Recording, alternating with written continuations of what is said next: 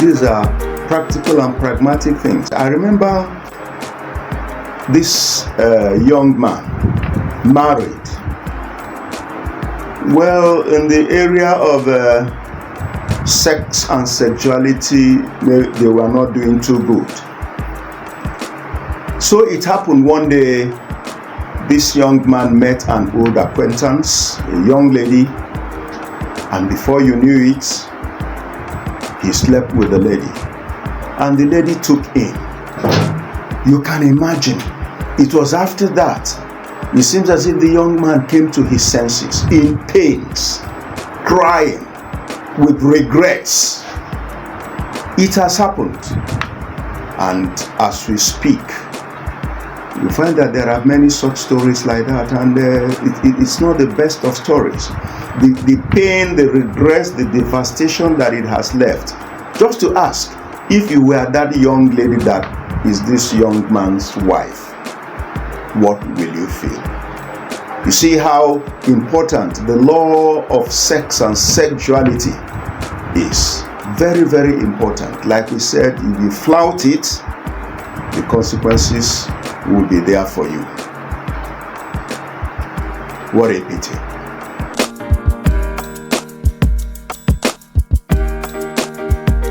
I will tell another story. Many years ago, this young lady came to me, feeling mightily anointed of God. She told me that the Lord is calling her to be an evangelist, to take the gospel to the nations. And she was so excited. When she shared it with one of her friends, who happened to be one of my Christian acquaintances, she said to her, I'll take you to go and speak to this minister. I'm sure he will give you a counsel that will help you. So when the young lady came, they came together to my house. After sharing the story, I asked, the Spirit just whispered to me to ask the young lady, what is your husband saying about the matter? And she dropped her head silently, and then she spoke up. That's the problem. I said, what is the problem? They said, that's the problem, that she doesn't see the husband consenting to that kind of situation. Then I said straight away to her without mincing words, I said, if you go forward with this without the consent agreement of your husband, the devil will so mess you up, you and the evangelism, that you will not know what hit you. I say, so go and pray. Reach out to your husband so that she would consent, so that it will be a kind of mutual suspicion, so that he will give you that spiritual cover that is critical when you are stepping out. Sorry I think I can mention one or two names. Today you see Joyce Meyer teaching, and all over Daystar, TBN and all that. And from her story, even though she is the one in front doing the teaching and the preaching, but the human power behind her is the husband.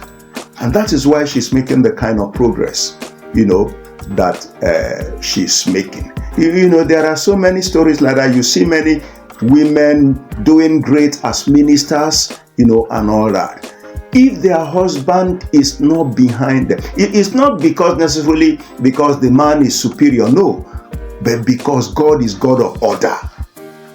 And he wants both the man and the wife. If it is the man that is the in front, the consent, the agreement, the submission of the wife is critical. Vice versa. Very, very important. And this speaks of the law of mutual submission, even the law of love.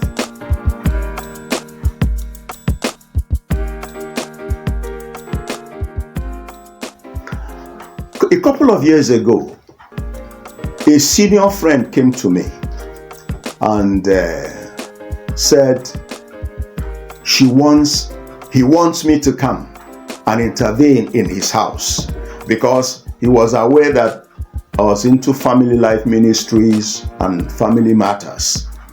Then I asked him, what's the matter? He said that he will want me when I come to hear from the wife, myself, and that there are certain ventures the woman wants to do, wants to travel abroad, wants to do that, and everything he has done to persuade her otherwise, and the circumstances in which they have found themselves has not worked, and the thing is tearing the family apart. And this couple, they are advanced, they are grandfathers. So I accepted to go meet them. It was a Sunday evening, so I went to their house.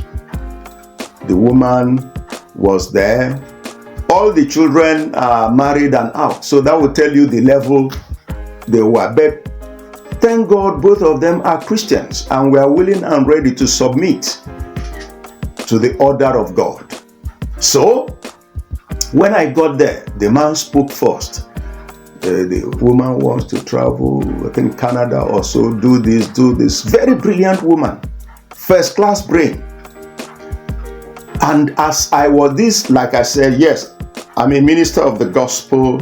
I'm somebody interested in family life ministries, but these are people senior to me, both in age and marriage. But as a man of God, you don't look at people's faces, you look up to God. And so as the woman was talking and talking, I knew as I was going that the problem I was going to have was the woman. How do I convince her that what she's about embarking on is recipe for wahala, trouble? But one thing we were taught as young Christians many years ago. Yes, I remember it was by S.G. Elton, who was one of the men that helped us and raised us in the things of the Spirit. But Elton taught us in those days, he said, as a man of God, as you are growing in the things of God, as you're listening to men, at the same time be listening to God. He called it double listening. Later also, reading John Stott's books, John Stott also talked of triple listening. As you're listening to men, listen to God. And as you're listening to God, listen to yourself. And that was where I found myself that day. I said, God, you just have to help me. This is a serious matter. What do I say to this woman? And it was very clear, a whisper from the Holy Spirit. He said, tell the woman that she is now a community. And in communities, one person do not take decisions. I said, huh? So I said, God, thank you. So when the woman landed, then I said to her, Mom, I've listened to you. Great. What you're planning or what you're thinking or what you're determined to do, great. But I said, Mom, do you know you are now a community?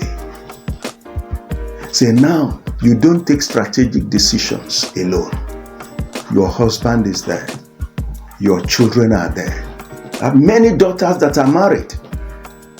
Say, so you can't just jump up and begin to do anything. If it was when you were single, it's a different matter.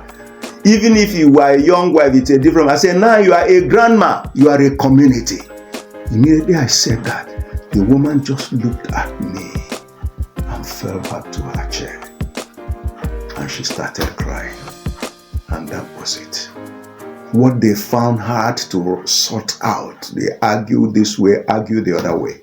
And so, we've talked about the law of communication, forgiving and forbearing. Very, very important to make your family, your married life what it should be. And that was how that matter was resolved. To the glory of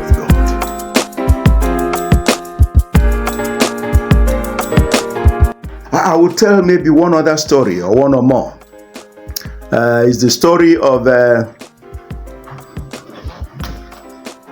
two young people, they are married. The young man was what you call, or is what you will call, mommy's boy.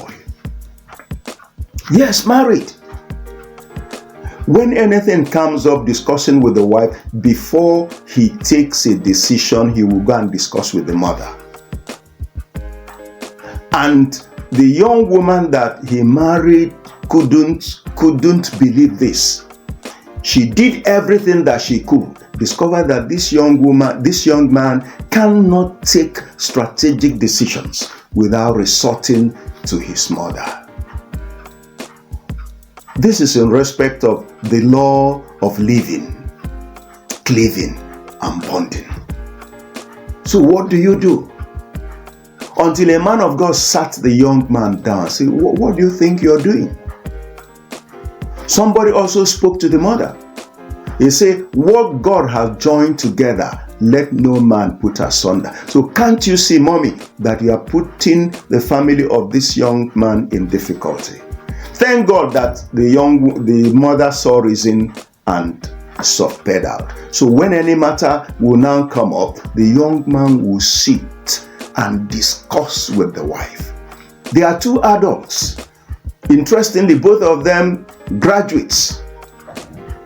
So God has endowed them with everything they need to flow together, to discuss their problems, communicate freely, be open. Like we said, no lone ranging, no self-centeredness. Whatever you commit to should be for the good of your family and for the good, of your marriage. Very, very interesting. I think those are some of the stories which illustrates all that we've been talking about with respect to